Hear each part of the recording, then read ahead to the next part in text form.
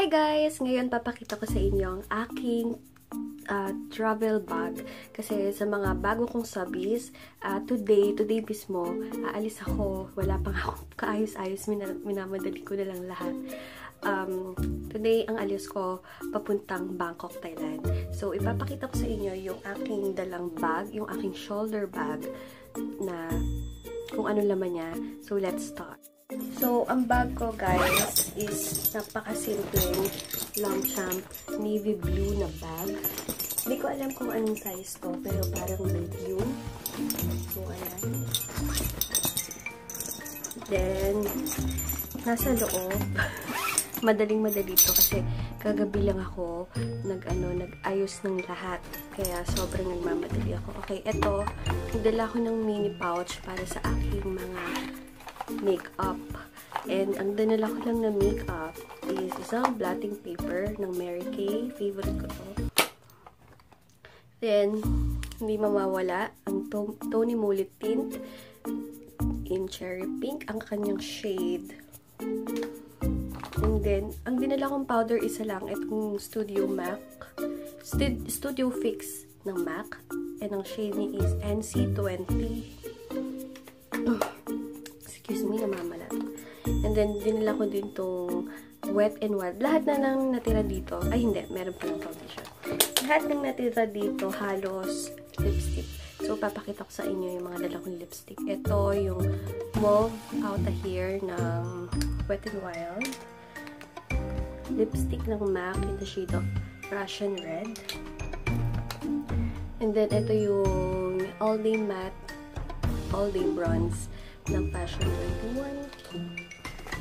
And then, ito, diba, ang daming lipstick. Ito, Lady Danger ng MAC. And then, syempre, hindi mawawala yung Ruby Woo. And then, yung favorite kong Shuyumara na lipstick. And then, guys, nagdala ko nitong isang foundation na favorite ko. Itong White Super Fresh Liquid Powder. Kasi, okay na okay yung... Kasi sa Thailand ngayon, summer. So, parang ganito lang din sa Philippines. So, ito yung dinala ko. And then, ito, bumili kasi ako sa Etude House dati ng parang naging worth 500 plus. So, may libre ako. Hindi ko pat nagagamit. And, naisipan ko dalhin itong Wonder Pore Tightening Mask ng Etude House. Libre siya, tingnan nyo, ang cute. So, dadalhin ko siya. Hindi ko nga alam paano gamitin. Siguro, nakasulat dito, Wonder Pore Tightening Essence. So, bahala na. So, yun yung nasa makeup kit ko. Next, dala ko yung wallet ko, syempre. And yung nasa wallet ko, merong cash. Nagdala na din ako ng dollar kasi syempre, hindi mo rin may iwasan na may emergency ganyan. Hindi naman sana. And then, ayun. Cash. And card. And then, dinala ko yung aking dalawang shades. Isang Wayfarer and isang flash lens. And then, ang aking handy-handy. Malaking supply. And hindi mawawala, guys, itong mirror.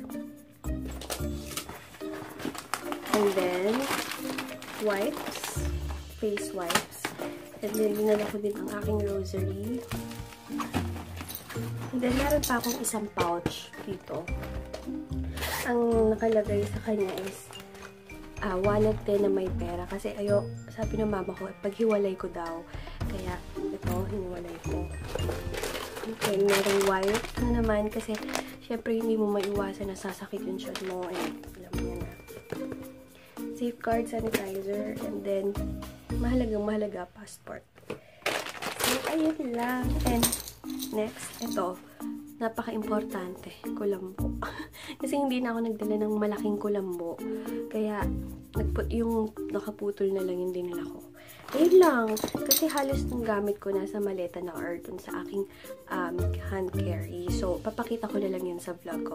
Huwag niyong kalimutang manood ng daily vlogs sa aking trip to Bangkok. So, yun. Thank you so much for watching. Bye! Siguro pag napanood niyo to, sa plane na ako, hindi ko alam. Basta today yung alis ko.